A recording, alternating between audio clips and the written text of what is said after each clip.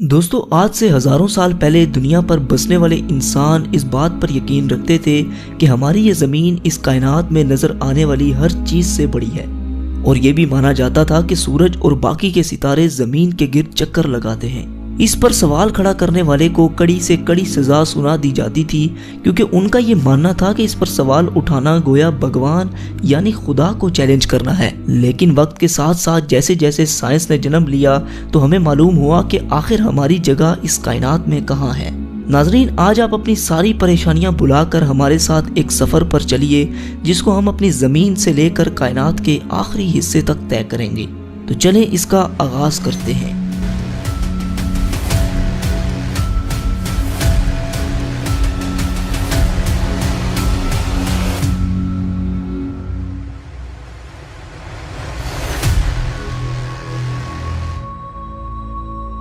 दोस्तों, अर्थ से करीबन 400 किलोमीटर ऊपर आने के बाद हमें कुछ ऐसा मंजर दिखाई देगा जहां पर इंटरनेशनल स्पेस स्टेशन अर्थ के गिर्द चक्कर लगा रहा है। ये इंसानों का स्पेस में बनाया गया सबसे बड़ा स्टेशन है, जिसे आपने कई हॉलीवुड मूवीज में भी देखा होगा। जमीन से आने वाले रॉकेट्स को स्पेस में अगर किसी इमरजेंसी का सामना करना पड़े तो ये इन्हें फ्यूल और बाकी चीजें प्रोवाइड करता है। आपको ये सुनकर हैरानी होगी कि इंटरनेशनल स्पेस स्टेशन करीबन 27,580 किलोमीटर फी घंटे की रफ्तार से जमीन के 24 घंटे में 16 चक्कर मुकम्मल कर लेता है। और अब हम लोग चांद पर पहुंच चुके हैं। चांद से आपको जमीन का नज़ारा कुछ ऐसा दिखाई देगा। चांद के सरफेस को देखकर ऐसा लगता है कि पिछले कई अरब सालों में इसने कई एस्ट्रॉइड्स की मार को झेला है। कहा जाता है कि आज से 4.5 अरब साल कबल हमारी जमीन से एक चांद जितना एस्ट्रॉइड टकराया था, और इस टक्कर से निकलने वाला मलबा आहिस्ता आहिस्ता जमा होकर हमारी चांद की शक्ल में आ गया। ये जो कदमों के निशानात आप देख रहे हैं, ये नील आर्मस्ट्रॉन्ग और उनके साथी के हैं, जो 1969 में चांद पर एक मिशन के लिए आए थे। और ये निशानात तब तक कायम रहेंगे जब तक चांद कायम है, और शायद हमारे खात्मे के बाद तक कायम रहे, क्योंकि चांद पर एटमॉस्फेयर मौजूद ही नहीं है। और अब हम लोग पहुंच चुके हैं जमीन से 61 मिलियन किलोमीटर दूर मौजूद एक खतरों से बड़े प्लेनेट पर, जिसका नाम है वीनस। कहा जाता है कि कई अरबों साल पहले वीनस पर भी पानी मौजूद हुआ करता था, और ये दिखने में भी हमारी जमीन की तरह ही हुआ करता था। लेकिन वक्त के साथ साथ यहाँ मौजूद पानी भाप बनता गया, जिससे एक अलग तरह का ग्रीन हाउस इफेक्ट पैदा हुआ। और आजकल यहाँ पर सल्फ्यूरिक एसिड की बारिश हो रही है, मतलब तेजाब की बारिश। यहाँ सूरज की रोशनी आती तो है मगर वापस नहीं जा सकती, जिसकी वजह से यहाँ का टेम्परेचर 470 डिग्री सेल्सियस होता है। आइए आपको इसके सरफेस की सैर करवाते हैं। दोस्तों, बस ये जो हाल आप देख रहे हैं, शायद फ्यूचर में कुछ ऐसा ही मंजर हमारी जमीन पर हो। अगर हमने ग्लोबल वार्मिंग को कंट्रोल ना किया तो बस फिर यही होगा हमारा फ्यूचर, जहां कुछ भी सरवाइव नहीं कर सकता। और अब हम लोग सूरज के सबसे करीब मौजूद प्लेनेट मरकरी पर आ चुके हैं, जो जमीन से 77 मिलियन किलोमीटर दूर है। यहाँ पर दिन को टेम्परेचर 400 डिग्री सेल्सियस होता है, जबकि रात को -170 डिग्री सेल्सियस तक गिर जाता है। और यह है सूरज, जो मरकरी से कुछ ऐसा दिखाई देता है, जिसकी वजह से सारे सोलर सिस्टम के प्लैनेट्स का एक अपना ऑर्बिट है, जिसकी ग्रेविटी से हमारा अर्थ और बाकी के प्लैनेट इसके गिर्द चक्कर लगाते हैं। हमारी जमीन से तकरीबन 150 मिलियन किलोमीटर दूर मौजूद ये सितारा इतना बड़ा है कि जिसमें न जाने कितने लाखों जमीनें समा सकती हैं। सूरज से निकलने वाली लपटें इतनी बड़ी होती हैं कि इसके सरफेस से हजारों किलोमीटर ऊपर तक चली जाती हैं। इसके करीब आज तक कोई भी नहीं पहुंच पाया, क्योंकि इसकी इतनी गर्माइश है कि कायनात की कोई भी चीज इसके करीब आते ही महज चंद ही माइक्रो सेकंड्स में पिघल जाएगी। चलिए अब अपने सफर को आगे बढ़ाते हैं और चलते हैं उस प्लेनेट पर जिसे लेकर वैज्ञानिक कुछ ज्यादा ही सीरियस हैं, यानी मार्स। जी हाँ, हम मार्स पर पहुंच चुके हैं। यहाँ की मिट्टी लाल रंग की है, जिसकी वजह से इसे रेड प्लेनेट भी कहा जाता है। जमीन के बाद अगर किसी और प्लेनेट पर जिंदगी की उम्मीद लगाई जाए तो मार्स का नाम ही निकलकर सामने आएगा। कहा जाता है कि माजी में यहाँ पर भी नदियाँ, समुंदर और झील हुआ करते थे। यही वजह है कि साइंटिस्ट फ्यूचर में यहाँ पर बस्तियां बसाने के बारे में सोच रहे हैं। अगर हम मार्स पर आए हैं तो सोलर सिस्टम की सबसे बड़ी चोटी ओलंपस मून्स को कैसे मिस कर सकते हैं। ये मार्स के सरफेस पर वोल्केनो के नतीजे में आने वाला पहाड़ जमीन पर मौजूद दुनिया की सबसे ऊंची चोटी माउंट एवरेस्ट से भी 3 गुना बड़ा है। और अब इससे आगे का सफर थोड़ा खतरनाक होने वाला है, क्योंकि इससे आगे है एस्ट्रॉइड बेल्ट, जहाँ कई चट्टानें सूरज के गिर्द चक्कर लगा रही हैं। इस जगह पर इतनी बड़ी बड़ी चट्टानें भी हैं कि जिन पर आसानी से एक बड़ा शहर बसाया जा सकता है। ये सब एस्ट्रॉइड्स मिलकर एक प्लेनेट भी बना सकते थे, लेकिन हमारे सोलर सिस्टम की एक बहुत बड़ी पावर ने इन्हें रोके रखा, और वो पावर थी जुपिटर। सोलर सिस्टम के सबसे बड़े प्लेनेट की ग्रेविटी ने इन्हें आपस में मर्ज नहीं होने दिया। अपने चंद बड़े और दर्जनों छोटे मून्स के साथ जुपिटर एक अलग ही सोलर सिस्टम की तरह है। अगर बाकी के प्लैनेट्स को मिला भी लिया जाए तब भी ये जुपिटर का मुकाबला नहीं कर सकते। ये इतना बड़ा है कि अगर 65% मजीद बड़ा हो जाए तो ये सूरज की तरह एक अलग सितारा बनकर सामने आएगा। जुपिटर के सरफेस पर मौजूद ये रेड स्पॉट एक बहुत बड़ा तूफान है जो कई हजार साल से चलता आ रहा है। ये धब्बा इतना बड़ा है कि इसमें 3 अर्थ समा सकते हैं।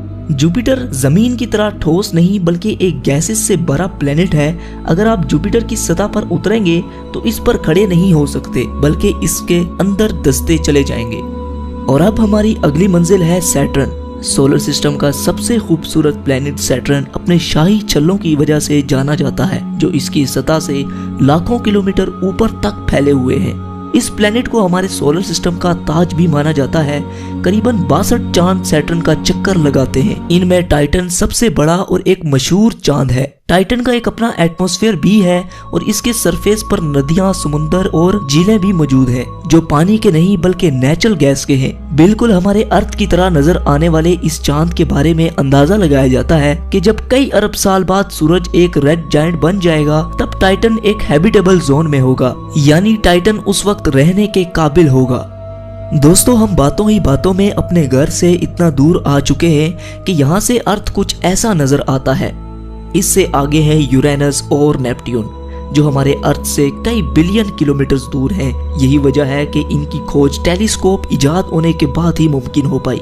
इन प्लैनेट से आगे है क्यूपर बेल्ट, जो पिछले एस्ट्रॉइड बेल्ट से 20 गुना चौड़ी और लगभग 200 गुना बड़ी है, जिसमें करोड़ों की तादाद में कॉमेट्स, पत्थर और बर्फ से बने ऑब्जेक्ट्स मौजूद हैं, और हमारा प्लूटो इन्हीं में से एक है।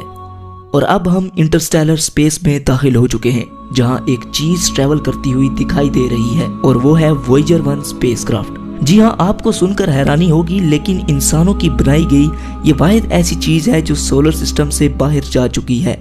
जमीन से तकरीबन 19 बिलियन किलोमीटर दूर जा चुके इस क्राफ्ट ने हमारे सोलर सिस्टम के कई राजों पर से पर्दा उठाया है। ये स्पेसक्राफ्ट तकरीबन 17 किलोमीटर फी सेकंड की रफ्तार से आगे बढ़ता चला जा रहा है। इसके बारे में हम आगे एक मुकम्मल वीडियो पर बात करेंगे। फिलहाल आगे बढ़ते हैं।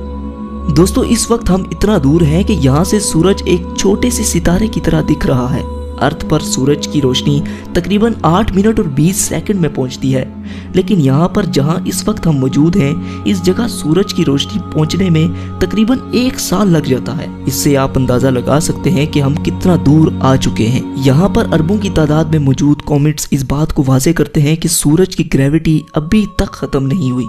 दोस्तों, कॉमेट्स का एक बहुत बड़ा बादल हमारे सोलर सिस्टम को घेरे हुए है, जिसे हम ओट क्लाउड कहते हैं। ये ओट क्लाउड खत्म होने के बाद सूरज की ग्रेविटी भी कमजोर पड़ जाती है, और अब हम जहाँ से गुजर रहे हैं यहाँ पर बिल्कुल अंधेरा छाया हुआ है। हम यहाँ पर अपनी आंखों से कुछ नहीं देख सकते, इसलिए यहाँ हमें देखने के लिए इंफ्रारेड विजन की जरूरत पड़ेगी। देखने पर यहाँ आपको अरबों की तादाद में तारे नजर आएंगे।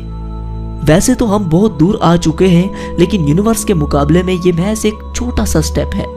लेकिन हम अपने करीबी सोलर सिस्टम की तरफ बढ़ते हैं, जिसका नाम है अल्फा सेंटोरी। यहाँ पर सूरज की किरणें 4 साल और 3 महीनों तक पहुँचती हैं। इसी सोलर सिस्टम में मौजूद एक प्लेनेट प्रोक्सिमा सेंटोरी के नाम से जाना जाता है, जो अर्थ ही की तरह हैबिटेबल जोन में है। अंदाजा लगाया जाता है कि शायद यहाँ पर एलियन लाइफ मौजूद हो सकती है। दोस्तों, ऐसे ही अरबों तारे हमारी मिल्की वे गैलेक्सी में मौजूद हैं, जिनकी सैर करना तो दूर की बात, इन्हें अपनी पूरी जिंदगी में गिनना भी लगभग नामुमकिन है। लिहाजा सफर को आगे बढ़ाने के लिए हम मिल्की वे गैलेक्सी से बाहर चलते हैं। ये है हमारी मिल्की वे गैलेक्सी, जिसमें न जाने कितने अरबों की तादाद में तारे मौजूद हैं, जिनमें से हमारा सूरज भी एक है। अगर लाइट भी हमारी मिल्की वे गैलेक्सी के एक कोने से दूसरे कोने तक ट्रैवल करे तो उसे भी 1 लाख से ज्यादा साल लग जाएंगे। और अब अपनी गैलेक्सी को छोड़कर हम इंटरगैलेक्टिक स्पेस में दाखिल हो चुके हैं, जहां हमारी मिल्की वे गैलेक्सी की तरह अरबों गैलेक्सीज मौजूद हैं, जिनमें हम अपनी गैलेक्सी को ढूंढ भी नहीं सकते। इन्हीं गैलेक्सीज के झुंड को एक लोकल ग्रुप कहते हैं। ये ग्रुप तकरीबन 10 मिलियन लाइट ईयर्स पर फैला हुआ है। आगे बढ़ने पर हमें ऐसे कई लोकल ग्रुप्स दिखाई दे रहे हैं। आप ये सुनकर हैरान होंगे, लेकिन ऐसे ही हजारों लोकल ग्रुप्स मिलाकर एक सुपर क्लस्टर बनाते हैं। यहाँ पर आकर अपना सोलर सिस्टम तो दूर की बात, बल्कि मिल्की वे गैलेक्सी को भी छोड़ें, यहाँ तो हमारा लोकल ग्रुप ही एक छोटे से तिनके के बराबर नजर आ रहा है। इससे आप अंदाजा लगा लें कि ये सुपर क्लस्टर कितना बड़ा है, जो कि 110 मिलियन लाइट ईयर्स पर फैला हुआ है। और ये भी हमारी यूनिवर्स के सामने एक छोटे से डॉट की मानिंद है, क्योंकि ऐसे 1 करोड़ सुपर क्लस्टर्स हमारी यूनिवर्स में मौजूद हैं। और ये है हमारा ऑब्जर्वेबल यूनिवर्स, क्योंकि इससे आगे ना तो हम देख सकते हैं और ना ही अंदाजा लगा सकते हैं। लेकिन सवाल ये है कि क्या यही है हमारी पूरी कायनात? क्या इसे ही हम अपनी पूरी यूनिवर्स समझें? तो दोस्तों, जैसा कि मैंने अभी कहा कि ये ऑब्जर्वेबल यूनिवर्स है। हम अपनी पूरी कायनात के बारे में जो कुछ भी जानते हैं वो सब इसके अंदर है। हो सकता है कि हमारी कायनात इससे भी बड़ी हो, लेकिन फिलहाल हम इतना ही जान पाए हैं। हमारी यूनिवर्स कितनी बड़ी है इसके बारे में हम कुछ भी नहीं जानते। दोस्तों, साइंसदानों का ये भी मानना है कि हमारी यूनिवर्स के अलावा कई और यूनिवर्स भी हो सकती हैं, जिनका हमें कोई अंदाजा नहीं। तो दोस्तों, आपका ये सफर कैसा रहा? हमें नीचे कमेंट सेक्शन में जरूर बताइएगा। जाने से पहले हमारे चैनल को सब्सक्राइब करके साथ मौजूद बेल के आइकन पर भी क्लिक कर दें। तो जब तक हमारी अगली वीडियो आती, तब तक के लिए आप अपना और अपने प्यारों का ख्याल रखिए। अल्लाह हाफिज।